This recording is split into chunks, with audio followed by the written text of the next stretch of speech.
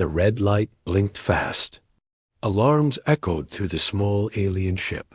Smoke filled the cabin, and the ship shook with every blast. Outside, enemy ships chased her like wolves hunting a weak animal. She held her daughter tightly against her chest. The little one was scared, shaking, her eyes wide with fear.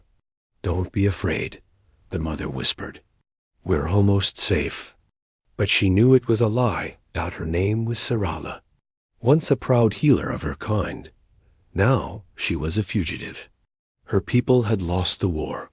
Her city burned. Her husband was gone. And all she had left was her little girl Lena. Another explosion shook the ship. Sparks flew from the control panel. Sarala reached forward, blood on her fingers, trying to set the last coordinates. A cold, dead moon appeared on the screen. No cities, no life. But maybe someone was hiding their dot, she clicked. The autopilot. "Hold on," she told Lena. "We're landing." The ship fell fast, the engines screaming. The moon's gray surface rushed toward them. Sarala wrapped her arms around Lena, closed her eyes, and waited for the crash. The ship slammed into the ground, sliding across the rocks before finally stopping near a frozen cliff. Silence followed. Only the sound of smoke and broken metal dot inside the wreck. Sarala's breathing slowed. Blood dripped from her temple. But Lena was alive, crying, confused. Sarala tried to move, but pain shot through her leg. Broken. She couldn't walk.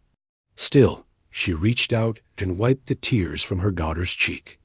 "It's okay, little one," she whispered. "Mama's here." Then her eyes closed. Darkness took her. Hours passed. Snow started to fall outside. Cold winds blew across the land. No one came until a figure appeared. He walked slowly through the fog, a large coat over his shoulders, rifle across his back. He wasn't a soldier anymore, but he still moved like one. Careful, quiet, watching. His name was Jack. He had lived alone for years on this dead moon. After the last war, he built a shelter here far from everyone. He didn't like company. He didn't trust aliens. But when his scanner picked up a crash, he went to see. He stepped close to the broken ship, aiming his flashlight inside. He expected wreckage, maybe a dead body. What he saw instead surprised him. A small girl, glowing blue eyes, sitting beside an unconscious woman. The child stared at him through the cracked glass, crying softly. Jack lowered his weapon. "Damn it," he muttered. "What are you doing here?" He forced the hatch open and stepped inside. Smoke burned his eyes. The air was thin. The ship was a mess. The child backed away, scared. But when Jack crouched down and reached for her, she didn't run. She pointed at the woman. Jack checked her pulse. Alive but weak. He lifted the mother onto his back, cringing at the weight, then picked up the girl. "You're both lucky. I found you," he muttered. "Don't make me regret it." Back at his shelter, Jack placed the mother on a makeshift bed and gave the child some warm food. The girl looked at him with big eyes. She didn't speak English. She didn't speak yet. Jack sighed and sat on the floor across from her. "Your mom's gonna be okay." "I think," he said. "You got a name?" She didn't answer. Just hugged her knees and stared. He nodded slowly. "Right. Let's start with not dying tonight." For 2 days, Sarala didn't wake up. Jack cleaned her wounds, gave her water, and watched her closely. He didn't know why he cared. Maybe it was the kid. Maybe it was the silence in the girl's eyes. On the 3rd morning, Sarala opened her eyes. She gasped and tried to sit up, but pain stopped her. Jack quickly stepped over, holding her down gently. "Easy," he said. "You're safe."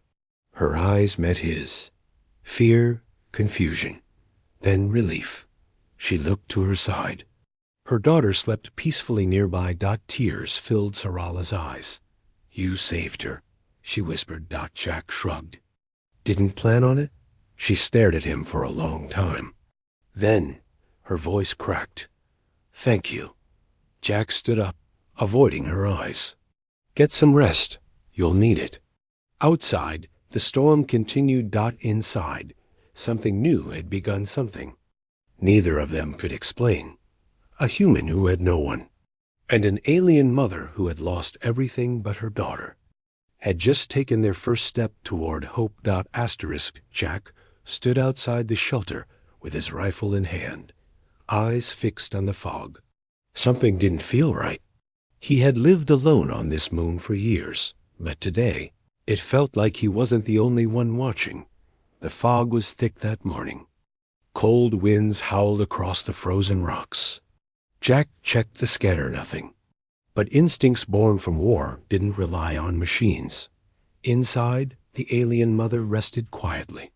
The girl, still too shy to speak, had begun to follow Jack around the shelter like a shadow.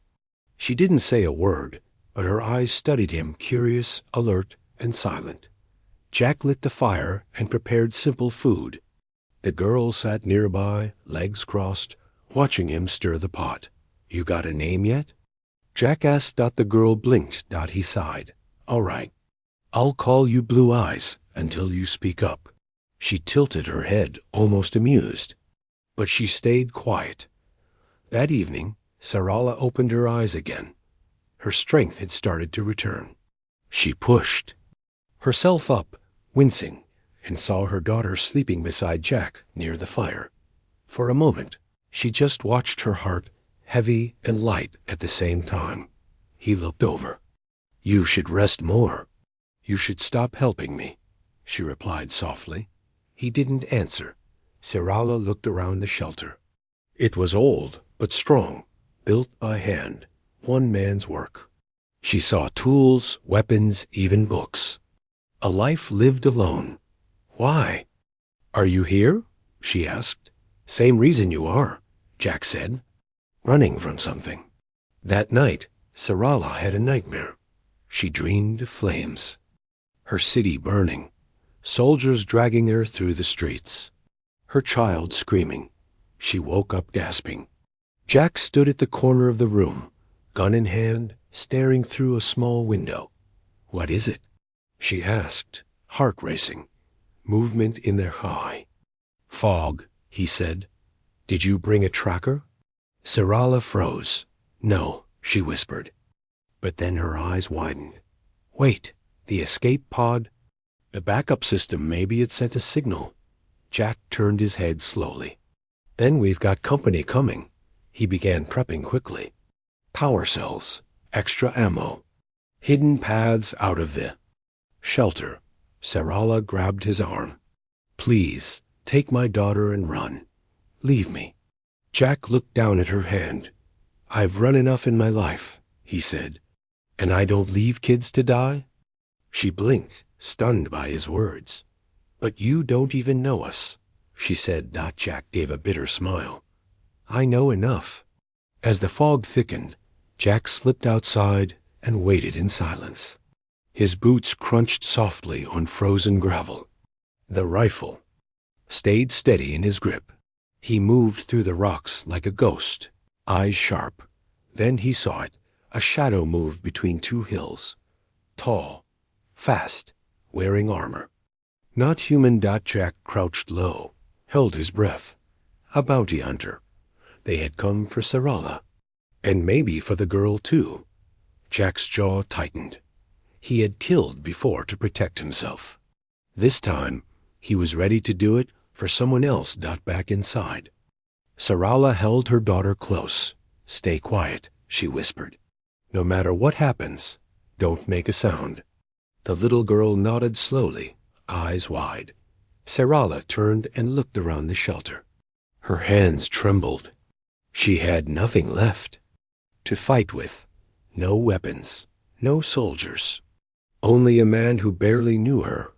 And yet, she trusted him more than she ever expected. Suddenly, a loud thud hit the door. The girl gasped. Another thud. And silence. Sarala reached for a metal rod ready to defend her child. But before the door could burst open, it unlocked from outside. Jack stepped in, dragging a bruised alien in armor behind him. "He's out cold," Jack said. He was alone. Sarala stared in shock. You fought him?" Jack shrugged. "Wasn't the first time." She stepped closer, looking at the bounty hunter. Her hands shook. "He was sent to bring me back," she said, "to punish me for escaping with my daughter." Jack looked at her, calm and quiet. "Not anymore," he said. "You're under my roof now." Sarala looked at the strange, rugged man, dirty boots, tired eyes, a voice that never bragged. For the first time in months, she felt something strange. In her chest. Safety. Asterisk, she had survived war, betrayal, and near death. But now, in safety, she refused to speak her name. Jack gave her food, warmth, and shelter, but her silence spoke louder than any words. Days passed. The snowstorm faded. The skies cleared. But inside the shelter, something stayed cold. Sarala moved slowly, careful not to show pain. She helped prepare food, folded her blanket neatly, and made sure her daughter stayed clean and fed. But she never said much, never told Jack who she really was. He watched her quietly from the other side of the room, sitting with his tools. "Not one word," he muttered to himself, fixing the busted circuit board. "Not even a thank you today." But her eyes, they always watched him when she thought he wasn't looking. Not with fear. With something else. The little girl, though, had changed. She smiled more now. She began pointing at things and making small sounds. She followed Jack as he worked outside. One day, while he was fixing a solar panel, she reached up and touched his arm. Then she called him something in her alien language. "Uldara," she said. Jack froze. "What's that mean?" he asked gently, kneeling down. The girl pointed to herself, then to him. Asterisk. "Protector," Sarala said softly behind him, her voice calm. Jack turned in surprise. It was the first word she'd spoken to him in 3 days. Later that evening, Jack handed her a warm drink. "Your daughter's learning fast," Sarala nodded. "She's always been bright." Jack leaned back in the chair, staring into the fire. "I still don't know your name." Sarala said nothing. Jack waited, then stood. "Fine," he said. "You don't have to trust me. But just so you know, I didn't bring you here to hurt you. I didn't save her for thanks." Still, Sarala stayed silent. But after Jack left the room, she whispered to herself, "My name, it cost too many lives already." That night, Sarala woke up suddenly. A sound echoed in the distance, a deep, humming noise machines. She grabbed her daughter and looked outside. The moon's surface was still. Jack appeared behind her. "I heard it too," he said. "Probably nothing, but I'll check in the morning." She looked at him, eyes full of fear. What if more are coming? Jack stared into the dark horizon. "Then I'll deal with it." "Why?" she asked. "We're not your people. We could be danger to you." Jack gave her a tired look. "You're not the first one to say that. But your daughter, she called me her protector. I guess I want to live up to it." Sarala said nothing again, but her eyes softened in the following days. Jack taught the girl how to hold tools, how to plant heat roots in the frozen ground. He didn't talk much, but his actions spoke clearly. Gentle, patient, protective. Sarala watched them one evening through the window. She felt a strange pull in her heart, like she was seeing something she had long forgotten. Family. Then one morning, Sarala stood by the fire, holding a cup. She turned to Jack, her voice calm but low. "My name is Sarala." Jack looked at her and nodded. "I figured it was something soft," he said with a small smile. "Like you try not to be." She didn't smile back, but her shoulders dropped slightly. The wall around her heart had cracked just a little. I was a healer, she said, before the war. Jack raised an eyebrow. Not a fighter? I became one when they burned my city, she replied. Jack said nothing, just poured her another cup. That night, Sarala placed her daughter in bed and looked around the shelter again. The tools, the maps, the quiet warmth. It was still not home. But it no longer felt like a prison. Her voice was barely a whisper. Thank you. Jack looked up from the other corner. You said that once already, he replied. She nodded. No, this time I meant it. Asterisk, it was just after midnight when the shelter's old scanner beeped. A red dot blinked slowly on the screen. Jack leaned closer. Someone's here, he whispered. Sarala froze. Her hands trembled. They found. The wind howled outside, but Jack heard something else, something different. A hum in the distance. Not natural, not wind, not ice. He ran to the console, tapping buttons, adjusting the signal. A ship dot small, fast, cloaked. He turned to Sarala, who had just finished putting her daughter to sleep. Someone's landing near. The old ridge, Jack said, grabbing his coat and rifle. Sarala's face turned pale. No, she breathed. Not now. Not here. Who is it? Jack asked. She didn't answer. Jack loaded his rifle. Stay inside. Lock the door after me. No, Sarala said quickly. Take her. Run. Jack narrowed his eyes. Again with the running? You don't understand, she said, her voice shaking. That signal. It's them, the ones who tracked us across stars. They don't forget. They don't forgive. Jack glanced toward the sleeping girl, then back to Sarala. Then, I won't forgive them either. Jack stepped out into the frozen night. The fog was thinner now, but it made everything feel quieter, like the moon itself was holding its breath. He moved carefully, following the blinking red dot on his portable tracker dot. Then he saw it low on the ridge.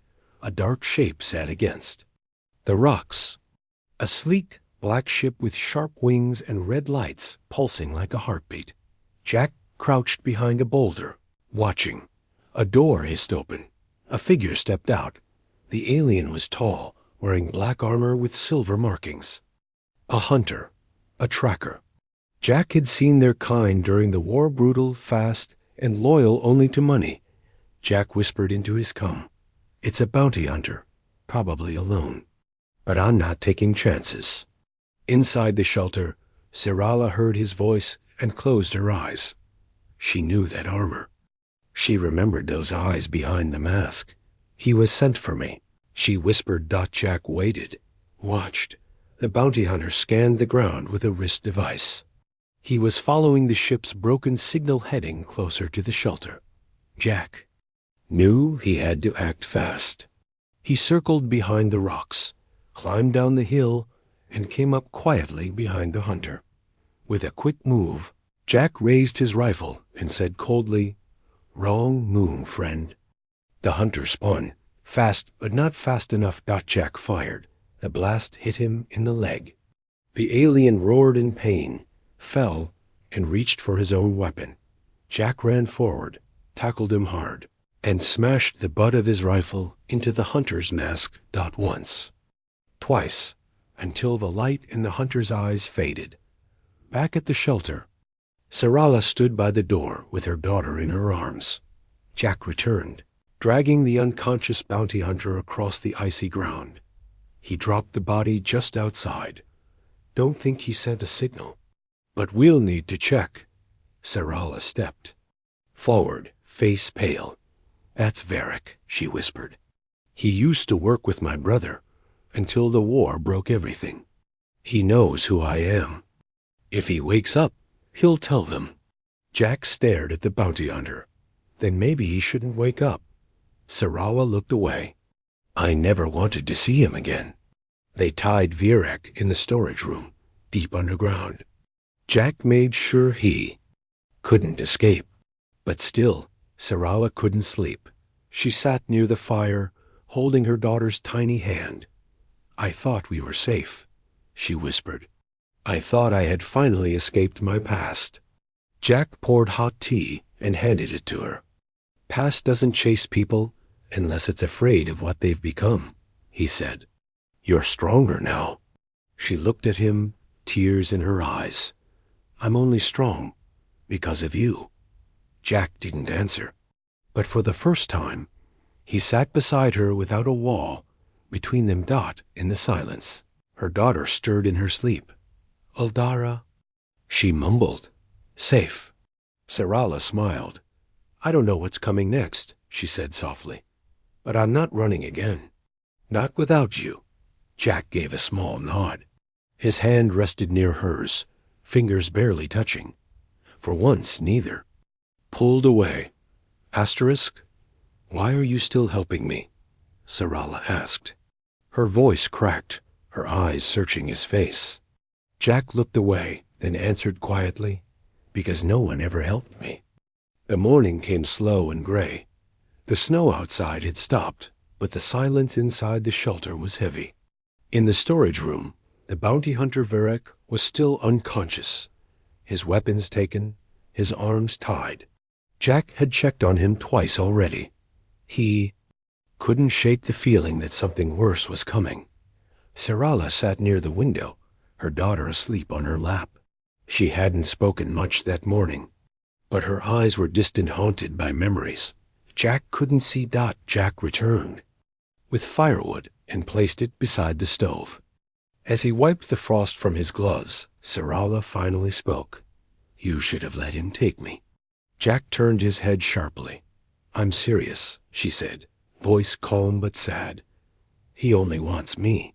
You and my daughter could have stayed safe." Jack dropped the gloves and walked over. "Do you really think I'd hand you over to people like that?" he asked. Sarala looked up, her eyes tired. "Why not? You owe me nothing." Jack sat down beside her, shaking his head. "I don't do this because I owe you. I do it because I've been left behind before. I know what it feels like." The fire crackled between them. "When I was 10, Jack began, I lost my parents. Explosion on Mars Station 7. No family left, no home." Sarala said nothing, but she listened closely. "The system dumped me on a cold mining colony. I learned how to fight before I learned how to read. Survived, but no one ever stopped to care." He stared at the flames. "No one but me." She reached out slowly and placed a hand over his. Jack didn't pull away. "I never asked you to care," she whispered. "I know," he said. "That's why it matters." Suddenly, the scanner beeped again. Jack jumped up and rushed to the console. A second signal fast, moving toward the ridge. He turned to Sarala. "You said Virek might not be alone. You were right." She stood, quickly, clutching her daughter close. Jack loaded his rifle. "If they find this shelter, I can't protect both of you and fight." Sarala's voice trembled. "And I'll fight too." Jack looked at her, surprised. She took a deep breath. "I was a healer once. I hated hurting others. But now, I'll do anything for my daughter's safety, even if I die." Jack nodded slowly. "Then we fight together." They quickly made a plan. Sarala would hide the girl in the underground tunnel, with food, light, and a warm blanket. Jack and Sarala would wait outside, in the snow, ready for whoever was coming. As they stood by the rocks, rifles in hand, Jack glanced at her. "You're brave," he said. "No," she replied. "I'm a mother." The ship landed rough, dust and ice flying in all directions. Two new bounty hunters stepped out, one tall, one with robotic limbs. They saw the shelter's smoke in the distance and started walking toward it. But Jack and Sarala were already in position. The fight was short and hard. Jack fired first. taking one in the leg. Sarala, behind a ridge, hit the second with a blast of stolen alien tech. The cold air echoed with shouts and weapon fire. Jack took a hit to the shoulder, but he kept fighting. Sarala moved fast, no longer afraid. In minutes, the bounty hunters were down, breathing but defeated. Later, back at the shelter, Jack patched his wound. Sarala sat beside him, quiet. "You didn't have to fight," he said. She gave him a look. "I did it because I made a promise," she said. "Not with words, with choices." Jack tilted his head. "To who?" Sarala looked over at her daughter, now sleeping safely inside. "To her, and maybe to you too." He smiled. "I never asked for promises." "I know," she whispered, touching his hand gently. "That's why I made one anyway." The girl collapsed without warning. One moment she was laughing, the next cold and silent in her mother's arms. Sarala's screams filled the shelter. Jack had never seen her break before. It had been a quiet morning. Too quiet. The little girl Lena had just finished helping Jack adjust the water filters. She laughed softly when Jack slipped and splashed. His boots. Sarala watched with a gentle smile. For the first time in weeks, peace felt real. Then it happened. Lena stood, blinked, and her knees buckled. She fell forward like a puppet with cut strings. Sarala caught her before she hit the floor. "Lena?" she whispered. "Lena." The girl didn't respond. Her skin felt hot, then cold. Her eyes were barely open. Sarala's voice broke as she shouted for Jack. Jack rushed over, kneeling beside her. "What's happening?" he asked, panic creeping into his voice. Sarala placed her hand over Lena's chest. She checked her pulse, her breath, her temperature. "No. No, no, no. Not now," she whispered. "What is it?" "She's reacting," Sarala said. "It's genetic. From her father's side. I thought she wouldn't get it." Jack looked confused. "Reacting to what?" Sarala held Lena tighter. "Our blood. Sometimes it rejects new planets, new air. The body starts to shut down. If I don't get the antidote, she'd die." Jack stood. "Where is it?" Sarala hesitated. "It's on my homeworld. Or what's left of it. The only working lab was hidden before the last battle." Jack looked at her with steady eyes. "Then we go." Sarala stared at him. "You'd follow me. To a world that tried to erase mine?" Jack loaded his rifle and grabbed a pack. "I'd follow her heartbeat, wherever it leads." They left the shelter within the hour. Jack piloted a stolen hunter ship, fast, light, risky. Sarala held Lena in her arms the entire flight. The trip was short, but her thoughts were long. As they neared the broken remains of her planet, Sarala looked out at the sky. Her once beautiful home was now covered in dust and fire scars. "This was where I first became a mother," she whispered. Jack nodded. "And where we'll save your daughter." They landed far from any patrol zones. The lab was buried under an old healer's temple, hidden inside a mountain.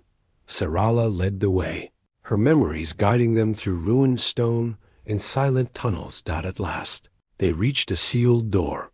She placed her hand on the scanner. It still worked. Inside, the lab was dark, but untouched. Shelves of glass vials glowed faintly under the emergency lights. She rushed to a cabinet, searched, and finally pulled out a small injector. "This is it," she said, voice shaking. "It will restart her system." Jack held the child while Sarala administered the antidote. Then they waited. Minutes passed. The silence was sharp. Then Lena moved. She took a soft breath. Her chest rose. Her eyes blinked open. "Mama?" she whispered. Sarala burst into tears and hugged her tightly. Jack closed his eyes and smiled. As they left the ruined lab, Sarala paused at the temple's exit.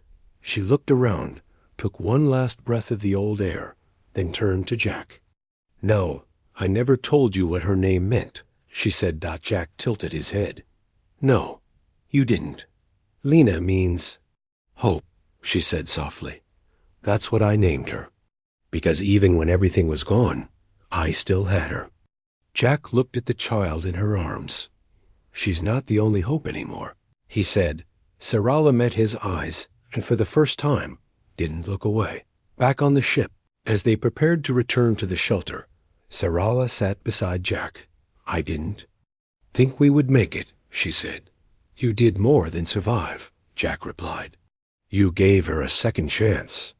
She looked at him and reached out. "I want to give you something too," she said. He raised an eyebrow. "What?" Sarala smiled softly. "A place. Beside us. Asterisk, the ship was fixed. The sky was clear. She could finally leave."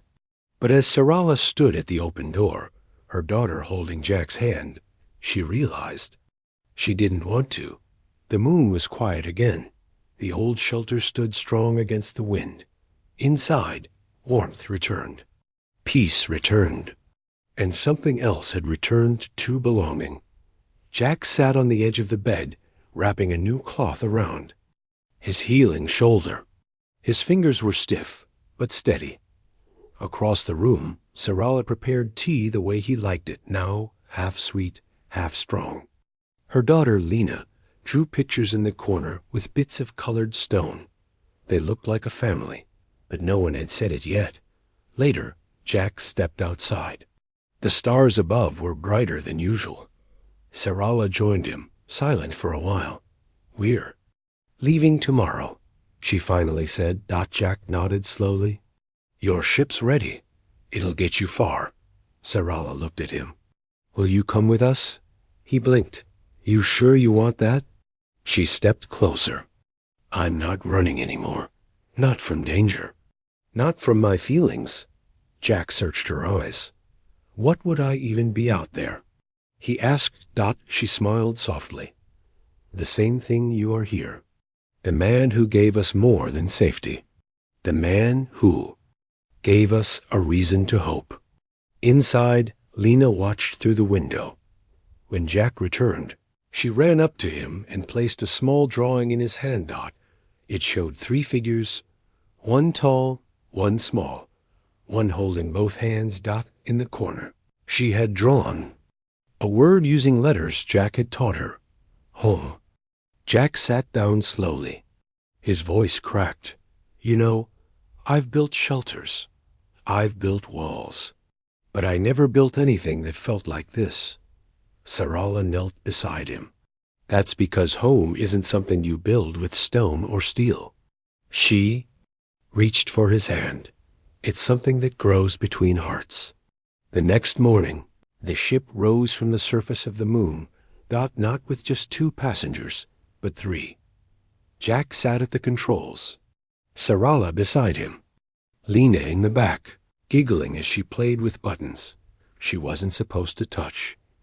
They didn't have a destination yet, but they had something better each. As the stars opened before them, Jack looked at Sarala and asked, "Where to?" She smiled. "Anywhere, as long as we go together." The end.